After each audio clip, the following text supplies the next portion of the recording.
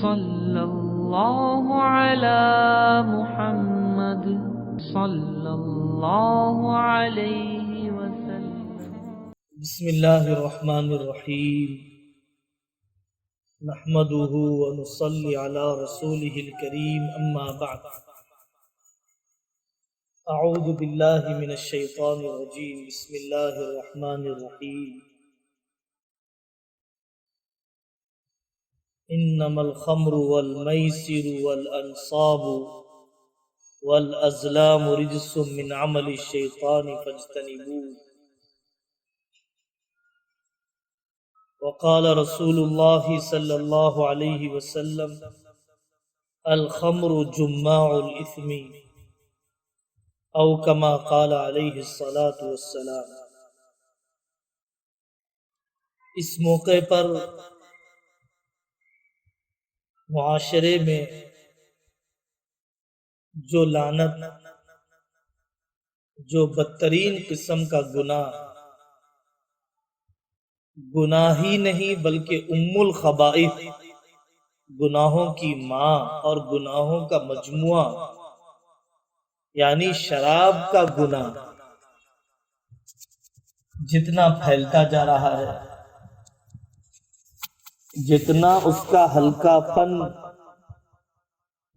لوگوں کی طبیعتوں میں آتا جا رہا ہے، اس سلسلے میں بات کرنے کا ارادہ ہے۔ حضرت رسول اللہ صلی اللہ علیہ وسلم کو جس معاشرے میں اللہ تعالیٰ نے مبعوث فرمایا اور بھیجا، وہ معاشرہ شراب کی لت میں اتنا پھنسا ہوا، شراب کا کاروبار، پرانی اور بہت زیادہ نشہ لانے والی شراب کو محفوظ رکھنا، فروخت کرنا۔ قرآن نے انقلاب برپا کیا، آقا صلی اللہ علیہ وسلم نے اس پہلو سے بھی ان کی زندگیوں کو بدلا، بتدریج شراب چھڑوائی گئی۔ سب سے پہلے رسول اللہ صلی اللہ علیہ وسلم سے شراب کے بارے میں پوچھا گیا تو قرآن نے اس کی برائی اور اس کے گناہ کو بتلایا۔ یسألونک عن الخمر والمیسر قل فیہما اثم کبیر ومنافع للناس واثمہما اکبر من نفعہما۔ صرف یہ کہا گیا کہ اس کا گناہ بڑا ہے اس کے نفع سے، شراب اور جوئے کے نفع سے اس کا گناہ بڑا ہے۔ کچھ نفرت پیدا ہو گئی، لیکن پھر بھی پینے کا سلسلہ جاری تھا، بلکہ پی کر نماز پڑھانے اور نماز میں غلطیاں ہونے کے واقعات بھی ہو رہے تھے۔ قرآن کی دوسری آیت نازل ہوئی، صحابہ انتظار میں تھے، لا تقربوا الصلاة وانتم سکارى، کہ نماز کی حالت میں نہ پیا کرو۔ تیسری آیت نازل ہوئی جس میں صاف طور پر شراب کو حرام کر دیا گیا، انما الخمر والمیسر والانصاب والازلام رجس من عمل الشیطان۔ اس کی نفرت اتنی بسا دی گئی طبیعتوں میں کہ صحابہ رضی اللہ عنہ مجمعین نے منہ میں جو شراب تھی اس کو پھینک دیا، تھوک دیا۔ جو مٹکے کاروبار اور فروخت کرنے کے لیے رکھے ہوئے تھے پھوڑ دیے۔ آقا صلی اللہ علیہ وسلم نے ان برتنوں کی استعمال کی بھی اجازت نہیں دی۔ شروعات میں جو برتن شراب بنانے کے لیے بطور خاص اس زمانے میں استعمال کیے جاتے تھے، جیسے آپ نے دیکھا آج کل کے معاشرے میں دہی بنانے کے لیے خاص قسم کے برتن مفید ہوتے ہیں، تاکہ اس شراب کی نفرت صحابہ کی طبیعت میں راسخ ہو جائے۔ آقا صلی اللہ علیہ وسلم کا ارشاد ہے کہ نہا رسول اللہ صلی اللہ علیہ وسلم عن مطعمین عن الجلوس على مائدة يشرب عليها الخمر وأن يأكل الرجل وهو منبطح على بطنه۔ دو قسم کے کھانوں سے منع کیا گیا، ایک تو ایسے دسترخوان پر بیٹھنے سے بھی منع کیا گیا جس پر شراب رکھی ہو، اگرچہ یہ پی نہیں رہا ہے، اور آدمی پیٹ کے بل لیٹے ہوئے کھائے، اس حیت پر کھانے سے ممانعت آئی ہے۔ آقا صلی اللہ علیہ وسلم نے اس حدیث میں منع کیا ہے۔ دوسری حدیث ہے، بڑی سخت وعید ہے، ان علی اللہ عز وجل عہدا، ان علی اللہ عز وجل عہدا لمن یشرب المسکر ان یسقیہ من طینۃ الخبال، کہ اللہ تعالیٰ نے یہ وعدہ کر رکھا ہے، یہ چیز اپنے ذمے لے رکھی ہے کہ جو نشہ آور چیز کا استعمال کرے گا، چاہے شراب ہو، چاہے گانجا ہو، چاہے اس قسم کی دوسری چیزیں ہوں، جو شراب استعمال کرے گا اس کو اللہ جہنم کی طینۃ الخبال پلائیں گے۔ صحابہ نے پوچھا کہ طینۃ الخبال کیا ہے؟ تو بتلایا گیا کہ عصارۃ اہل النار، جہنمیوں کے زخموں کا جو دھون اور پانی ہوگا، ان کے زخموں سے بہنے والا وہ ناپاک نہایت بدبودار پانی اس شرابی کو اللہ پلائیں گے۔ دوسری حدیث ہے، رونگٹے کھڑے ہو جاتے ہیں۔ آقا صلی اللہ علیہ وسلم کا ایسا خوفناک فرمان ہے کہ شرابیوں کو نہر غوطہ سے پلایا جائے گا، اور نہر غوطہ کی آپ نے یہ وضاحت کی کہ نہر یجری من فروج المومسات، ایسی نہر کہ جو بے حیا عورتوں کے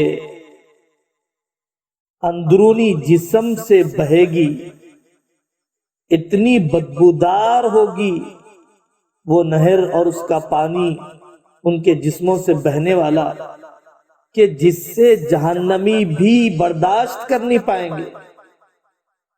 ایسے نہر غوطہ سے شرابیوں کو پلایا جائے گا۔ کتنا بڑا نقصان ہے کہ جو دنیا میں اس گندے پانی کو پیتا ہے، وقتی خواہش کے دباؤ میں بہہ کر، بری عادت میں بہہ کر، اس کو اللہ تعالی جنت کی شراب سے محروم کر دیتے ہیں۔ جنت کی پاکیزہ، خوشبودار، نہایت اعلیٰ قسم کی پسندیدہ ومن شرب الخمر فی الدنیا فمات وهو يدمنها لم يتب لم يشربها فی الآخرۃ۔ بعض احادیث سے یہ بھی اندازہ ہوتا ہے، ایک قطرہ شراب بھی پیٹ میں رہ جائے اور اس نے توبہ نہ کی ہو، اللہ کی طرف سے بلاوے کا وقت آ جائے، اسے کلمے والی موت نصیب نہیں ہوگی۔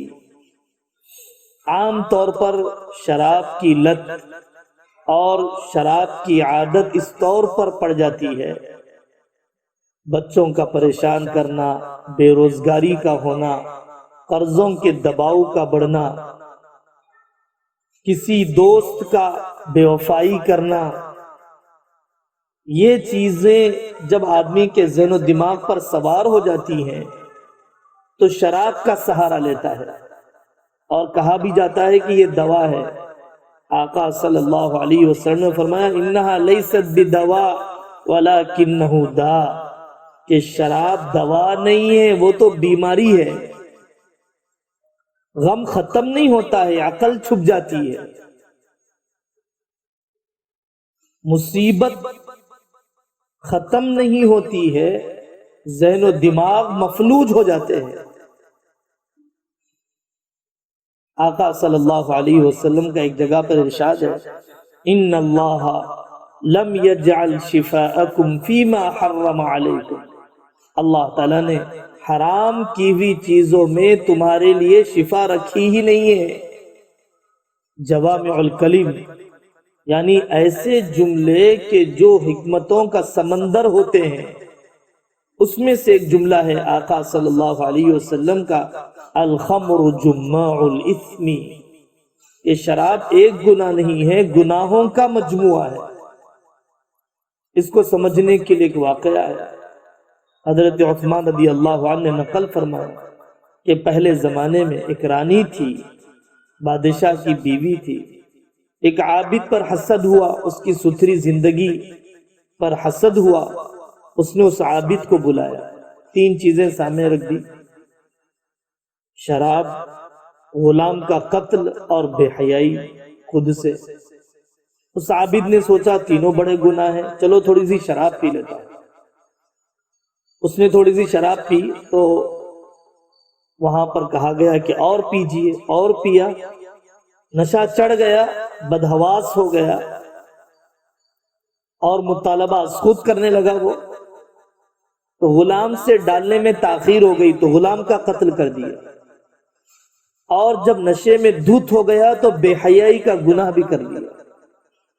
تو شراب ایک گناہ نہیں ہے، گناہوں کا مجموعہ ہے۔ ما اسکر کثیرہ فقلیلہ حرام، جس چیز کا تھوڑا سا زیادہ حصہ نشہ دیتا ہے، جس چیز کا زیادہ حصہ نشہ آور ہوتا ہے، اس چیز کا تھوڑا حصہ بھی حرام ہے۔ طبی نقصانات، میڈیکل کے اعتبار سے نقصانات، کینسر کا مرض ہوتا ہے، آدمی کی سب سے بڑی دولت اس کی عقل ہے، عقل ڈھک جاتی ہے، حوادث کا شکار ہو جاتا ہے، یا تو یہ گاڑی لے جا کر دوسروں کو مار دے گا یا دوسری گاڑیوں کے نیچے آ جائے گا، بے حیا عورتوں کی راہ پر پڑ جاتا ہے، اور پینے کی لت جب زیادہ لگ جاتی ہے اور اسے پیسے نہیں ملتے تو چوریاں کرنے لگتا ہے، ڈکیٹی کرنے لگتا ہے، گاڑیاں چوری کر لی جاتی ہیں، ٹائر نکال لیے جاتے ہیں، چلتے پھرتے لوگوں کے جیب میں ہاتھ ڈال دیا جاتا ہے، خاندان بکھر جائے گا، شرابی باپ کی بیٹیوں کا نکاح دشوار ہو جاتا ہے، کوئی اپنی بیٹی اس گھر میں دینے کو ڈرتا ہے، اور محلے والوں کا جینا مشکل ہے، معیشت تباہ ہو جاتی ہے، معیشت اس طور پر تباہ ہو جاتی ہے کہ کاروبار کا چلانا، کاروبار کا سنبھالنا، کاروبار میں عقل اور ہوش کو باقی رکھنا شرابی نہیں چاہتا ہے۔ دنیا کے قانون بھی بڑے عجیب بنے ہیں، یہ لکھا ہوا ہوتا ہے کہ آپ ڈرائیونگ کرتے وقت مت پیجیے، آپ سڑک پر چلتے ہوئے مت پیجیے، آپ دیسی شراب مت پیجیے، قانونی ایڈوانسڈ اور مہنگی شراب پیجیے۔ یاد رکھیے، گناہ کو ختم کرنا ہی حل ہے، گناہ کی حد بندی کرنا اور لمیٹیشن کرنا یہ حل نہیں ہے ہرگز۔ ایسا نہیں ہو سکتا ہے کہ آدمی اعلیٰ قسم کی شراب تو پیے، سستی قسم کی نہ پیے، ڈرائیونگ کے وقت پیے، گھر میں پیے، ڈرائیونگ کے وقت نہ پیے، اور اتنی ہی مقدار میں پیے جتنی مقدار میں عقل و ہوش باقی رہتے ہیں، اتنی مقدار تک نہ جائے، اتنے بوتل نہ چڑھائے کہ جس سے عقل و ہوش ختم ہو جائے۔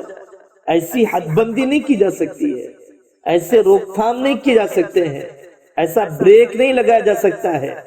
انسانی فطرت اور انسانی نفس قابو میں باقی نہیں رہے گا۔ اور عجیب بات یہ ہے کہ حکومتیں کینسر کے دواخانوں پر خرچ کرنا چاہتی ہے، جیلوں پر خرچ کرنا چاہتی ہے، لاوارث اولاد پر خرچ کرنا چاہتی ہے، بے آسرا عورتوں پر خرچ کرنا چاہتی ہے، مقدمات کے چلانے کے لیے عدالتوں پر خرچ کرنا چاہتی ہے، اس شراب کے نتیجے میں ہونے والے قتل پر خرچ کرنا چاہتی ہے، لیکن شراب پر پابندی عائد کرنا نہیں چاہتی ہے۔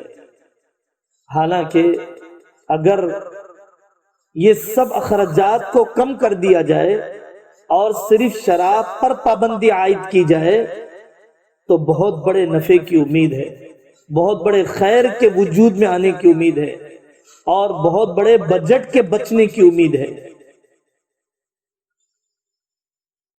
عام طور پر لوگ یہ سوال کرتے ہیں کہ نیرا پیا جا سکتا ہے نہیں پیا جا سکتا ہے؟ سورج کے نکلنے سے پہلے جھاڑوں سے نکلنے والا وہ پانی جو طاقت بخش ہوتا ہے، قوت بخش ہوتا ہے، سورج کے نکلنے سے پہلے پینے پر نشہ نہیں آتا ہے۔ پینا تو جائز ہے، لیکن ڈر لگتا ہے جائز بولتے ہوئے کہ کہیں ایسا نہ ہو کہ آدمی حد میں باقی نہ رہے اور دھوپ کے نکلنے کے بعد پی لے، نشہ آ جائے۔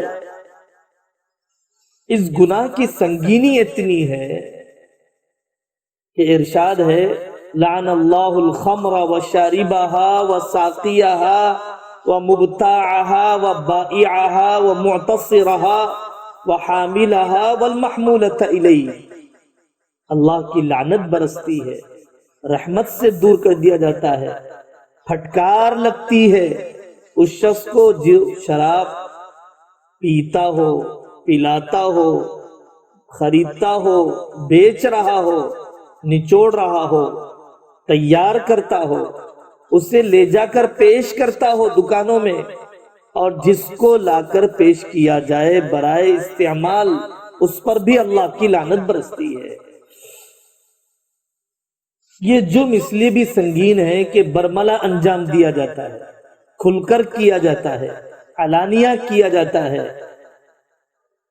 نہ مخلوق کی شرم ہوتی ہے، نہ خدا سے حیا ہوتی ہے۔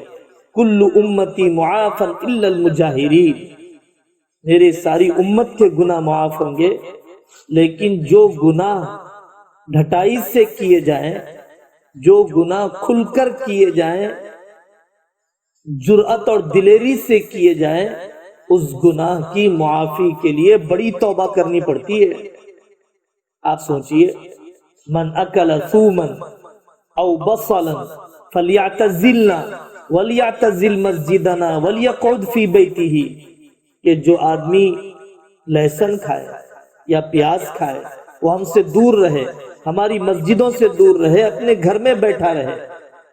پیاز جائز چیز ہے، لہسن جائز چیز ہے، اس کے استعمال کرنے اور صفائی نہ کرنے پر حکم ہے کہ وہ ہمارے قریب بھی نہ آئے، مسجد کے قریب بھی نہ آئے، تاکہ فرشتوں کو تکلیف نہ ہو۔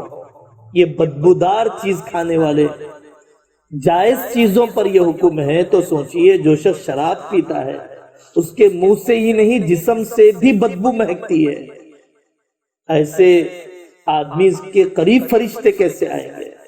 ایسے آدمی کو مسجد میں آنے کی اجازت کیسے دی جائے گی؟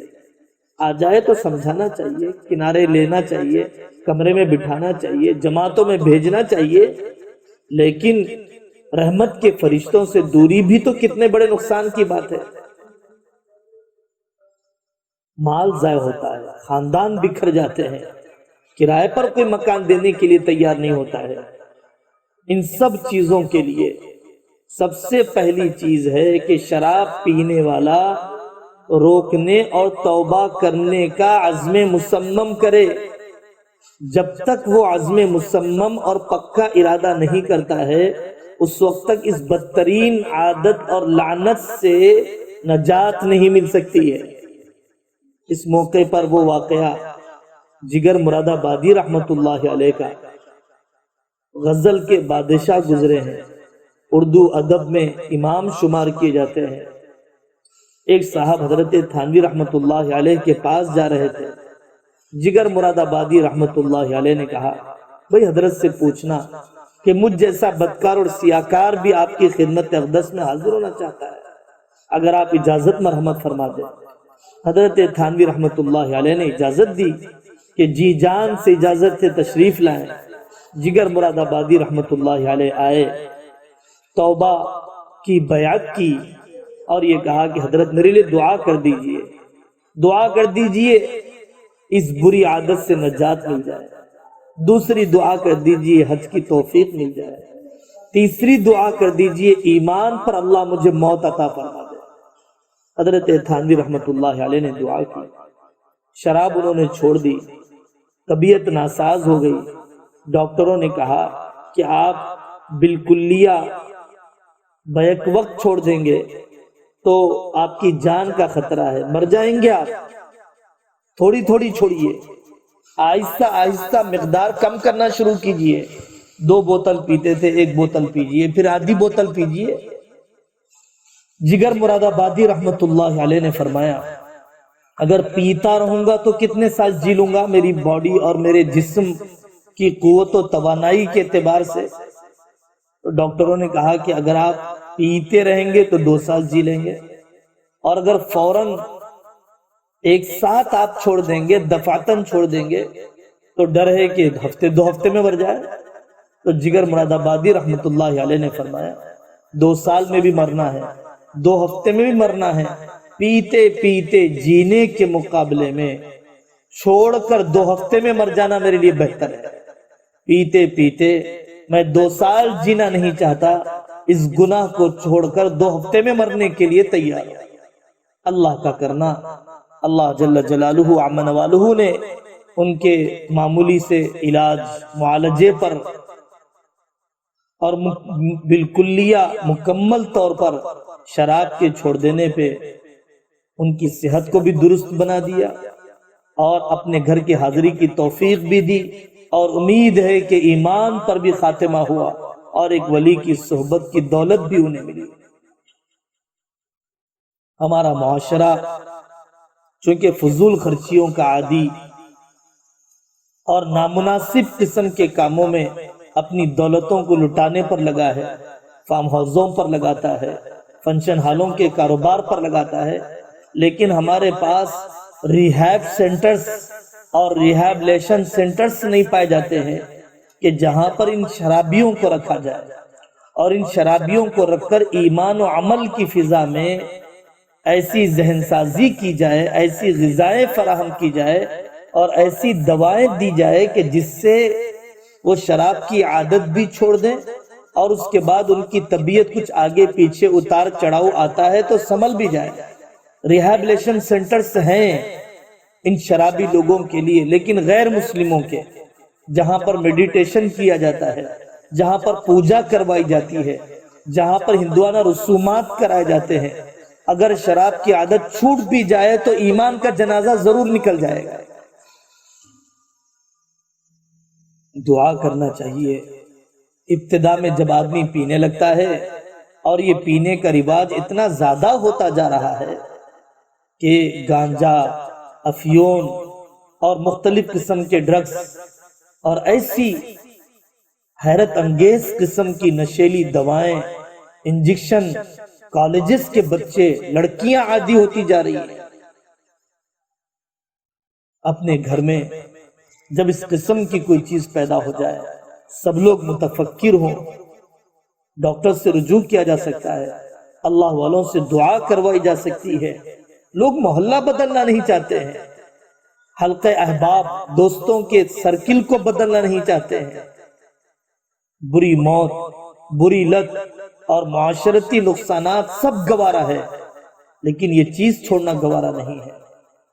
اللہ تعالیٰ پورے معاشرے کو اس بیماری سے نجات عطا فرمائے۔ جو لوگ اس بری لعنت سے پریشان ہیں، اللہ تعالیٰ ان کے لیے رہائی کا انتظام فرمائے۔ وآخر دعوانا ان الحمد للہ رب العالمین۔